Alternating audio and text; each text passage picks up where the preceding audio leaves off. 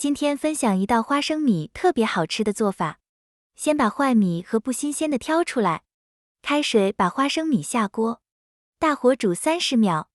这一步就是为了让花生米更容易入味，不需要煮太久。捞出来把水分控一下。1斤半的花生米里放6克盐，适量的胡椒粉，再来点五香粉。喜欢吃辣的朋友可以来点辣椒面。颠匀先放一边休息10分钟。腌制好以后，加点食用油，搅拌均匀，让每一粒花生米都裹上油。加入20克玉米淀粉，再分次加入面粉，边加边搅拌。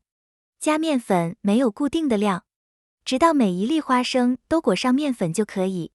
然后用筛网把多余的面粉过滤一下，筛出来的面粉用来烙饼吃，不要浪费。用一根筷子试一下油温，筷子旁边出现密集的小泡就可以。全程用小火来炸，中间要不停地翻动，把表面炸到金黄酥脆就可以了。大约需要6分钟左右。